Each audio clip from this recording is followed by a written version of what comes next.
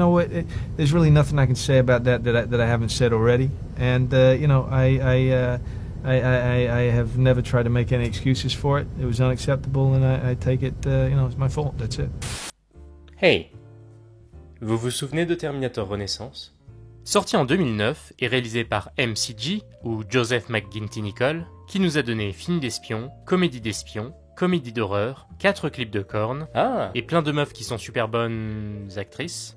Terminator Renaissance, c'est le retour de la saga qui allait enfin nous dévoiler un peu plus l'univers post-apocalyptique qui nous était servi en amuse-gueule dans les précédents films, avec le personnage de John Connor qui passe enfin en tête d'affiche, comme le héros qu'on nous vendait. Hélas, ce film n'a pas eu le succès escompté. Outre les soucis de production infernaux, le film a été relativement mal promu. Pour vous donner un exemple, le premier teaser est exclusivement sorti sur Yahoo. Tous les sites qui commencent par la lettre Y sont voués à la damnation éternelle. Il a été le tout premier film du cycle Terminator à ne pas être en première place au box-office. Bon, il a quand même été second, juste derrière La Nuit au musée. Et... non, ça reste très humiliant. Le film s'est fait crucifier par son audience et par les critiques, qui ont trouvé le scénario mécanique, sans âme et bas de plafond. Même Schwarzenegger l'a trouvé affreux. Mais c'est pas du tout parce que c'est le premier Terminator sans lui, hein. Non. Bon, après, James Cameron a quand même été sympa. Il a dit que ce n'était pas aussi horrible que ce à quoi il s'attendait. Merci James.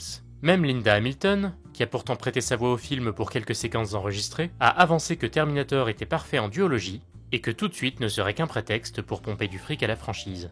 Ah Linda, des paroles pleines de sagesse qui... I'll be back. Ah oui, c'est vrai. Bon, bah du coup...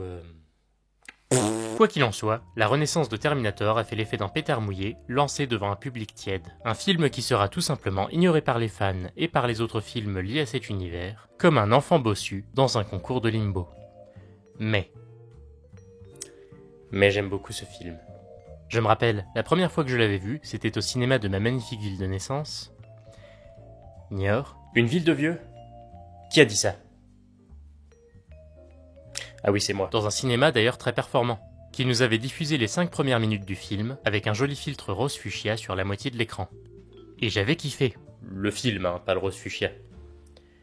Moi je suis plutôt saumon. Côté casting, quoi qu'on en dise, Christian Bale campe un John Connor sombre et renfrogné, qui s'est inspiré du rôle de la Sarah Connor frappadingue du second volet. Et oui, peut-être un peu trop investi, au point de s'engueuler sauvagement sur le tournage avec le directeur photo. D'ailleurs, malgré les excuses de Bale, les tabloïds en ont bien profité pour salir la réputation de l'acteur, alors qu'une fois l'incident mis de côté, Bale et le directeur photo se sont raccommodés le soir même. Le personnage de Marcus, nouveau dans le mythe, est campé à merveille par Sam Worthington, qui a d'ailleurs été suggéré à MCG par James Cameron, après qu'il ait joué le rôle principal dans Avatar.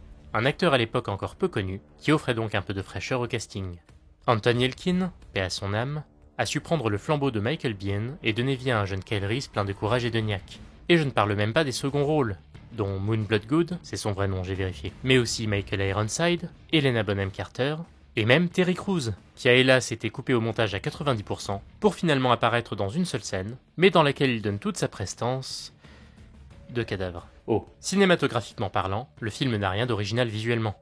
On retrouvera le bon vieux style des post-apo à la Mad Max, du cuir poussiéreux au visage couvert de cambouis. Mais sans chercher l'innovation à tout prix, la réalisation cherche à donner du sens, et utilise des procédés simples, mais efficaces. Déjà une quasi-absence de musique au profit d'une ambiance plus brute et impactante, ainsi que le choix de mettre, au cœur de ces scènes d'action, des plans séquences poignants, qui soulignent très efficacement l'intensité de certaines scènes, et permettent surtout une belle immersion dans l'univers impitoyable qu'il nous offre. Et c'est un univers impitoyable. Les Terminator, qui ne sont pourtant que des versions primitives du T-800 qu'on retrouve dans les films initiaux, conservent leur aspect de machine impitoyable et indestructible, de la tension de cette menace inflexible envers sa victime. Toutes ces machines, des petits guetteurs pernicieux aux monstres de fer titanesques, parfument le film du danger implacable hérité par ses prédécesseurs. Toutes! Sauf celle-là. Lui, là, avec son petit bandana à la Tommy Chong. À chaque fois que je le vois, il me fait éclater de rire. Alors forcément, production de franchise hollywoodienne oblige, on n'échappe pas au fanservice forcé inséré dans les répliques classiques qui ont été micro-ondées jusqu'à perdre leur saveur. Mais passé ces clichés appuyés et l'effet un peu trop copié-collé de la grande scène finale, on peut retrouver ça et là beaucoup de petites références au canevas initial plus ou moins sympathiques, ni trop dissimulées, ni trop accentuées, qu'il s'agisse de petits détails scénaristiques, d'effets de déjà-vu, ou encore des éléments qui font office de leitmotiv. Références, fanservice, easter eggs, comment les départager? Eh bien je vous ai fait un petit tableau. Tant qu'on est dans les références, le vrai challenge du film, c'est sa place dans la série. Une saga qui a été et qui sera, après ce film, relancée à zéro plusieurs fois. Quand on y pense, Terminator est en réalité une trilogie qui a balbutié sur son 3e opus. Un 3e film qui sera rebooté à de nombreuses reprises. Du soulèvement des machines, qui reprend les bases de l'original pour nous servir une suite assez bateau et sans réelles conséquences, de Terminator Genisys, qui joue des pirouettes temporelles pour recycler le précédent film à sa sauce, ou encore de Dark Fate, dans lequel James Cameron lui-même se contente de scarifier son propre univers et de tuer lentement à petits coups de pelle tout ce qui faisait la mythologie Terminator. Du coup, qu'est-ce qui, à mes yeux, rend Terminator Renaissance plus intéressant que les autres? Alors entendons-nous bien, depuis que la saga a été lancée, rien n'a égalé les 2 premiers films. Tous 2 très en avance sur leur temps, dans lesquels les scènes cultes sont légion, les effets visuels décapants, bref, de belles leçons de cinéma desquelles on peut encore s'inspirer aujourd'hui. Voilà, c'est dit, c'est fait, on peut mettre ça de côté. Et bien d'un côté, cette œuvre reprend avec brio l'héritage des premiers films. Ah bon mais attendez du coup... Le film nous présente John Connor qui se retrouve au cœur de l'action, alors que la guerre contre les machines a enfin éclaté. Une guerre morcelée non pas en 2, mais en 3 camps. Et oui, on a le camp des machines implacables, l'armée des hommes, et en son sein, la résistance, menée par John Connor lui-même. Car même si certains le rejoignent dans sa vision du futur et les informations essentielles dont il a hérité, d'autres le voient comme un faux prophète qui met en danger l'humanité au travers de légendes incongrues. John Connor lui-même est divisé entre les mots de feu sa mère sur son futur face au présent qui lui fait face. Malgré les prédictions, l'avenir est incertain, et chacun de ses choix peut altérer sa réalité. Sur ses épaules repose une lourde responsabilité, autant pour ceux qui croient en lui, que ceux qui le considèrent comme un imposteur atteint d'un complexe messianique. Il doit refermer la boucle temporelle infernale qu'il a démarrée dans le tout premier Terminator. Et la clé dans tout ça, c'est Kyle Reese. Le même Kyle Reese qui ouvre la saga, le père de John et protecteur de Sarah. Sauf que Kyle Reese, dans cette timeline, n'est encore qu'un adolescent chevronné, perdu dans les ruines du monde, que John Connor doit retrouver et protéger pour assurer la survie de l'humanité. Et c'est ce qui est si bien amené dans ce film. Le fait qu'on retrouve le thème principal qui fait la profondeur du film original. Le face-à-face de la religion et de la technologie. Pour rappel, Terminator ce n'est pas juste un film qui mêle horreur, action et science-fiction. C'est surtout un film sorti dans les années 80, dans un monde en plein boom technologique, où le sacré se fait peu à peu annihiler par l'artificiel.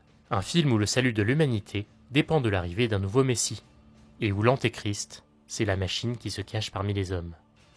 Qu'on soit religieux ou non, on ne peut pas échapper aux archétypes liés au sacré, présents dans certaines des plus grandes légendes du cinéma.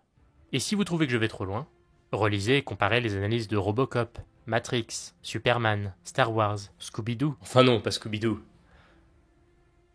À moins que... Sauf que là où le schéma évolue dans ce film, c'est à travers le rôle de l'antéchrist. En parallèle à la trame connectée à cet univers, nous suivons le personnage de Marcus, qui n'avait jusqu'ici aucune connexion avec la saga. Un meurtrier exécuté dont le corps est utilisé pour être la base d'une toute nouvelle sorte de machine. Ressuscité dans le futur, Marcus tente de trouver son salut dans un monde de chaos, dans lequel son rôle est encore obscur. Le titre français du film, Terminator Renaissance, est en rapport avec la résurrection de Marcus. Mais le titre original a plus de sens, Terminator Salvation. Et oui, c'est un film qui parle avant tout de rédemption, de rachat de l'âme et de retour à l'humanité. Même si c'est sur fond de mitraillage de robots tueurs. Et après tout, pourquoi pas? Il y en a bien qui défendent la version musicale des Misérables. Il n'y a plus de limite à la folie. Au travers de Marcus, on renouvelle une problématique essentielle à la franchise Terminator. Qu'est-ce qui fait de nous des êtres humains? Un pan tout entier de cet univers est retranscrit au travers de Marcus, qui va errer sans but précis dans un monde qui le dépasse, sans connaître la raison de son existence. Son seul compas, c'est sa recherche de rédemption, son salut. Ce que j'aime dans Terminator Renaissance, c'est qu'il ne se contente pas de combler les trous laissés au mystère et à l'imaginaire au service du spectateur. Il profite de l'univers instauré dans les précédents volets pour nous offrir, au-delà d'un film d'action divertissant, un arc narratif qui peut être apprécié hors de la saga à laquelle il appartient.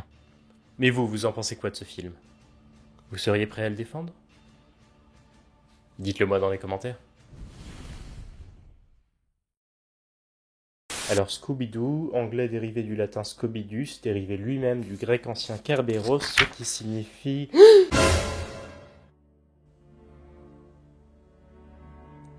Il faut qu'on prévienne le monde.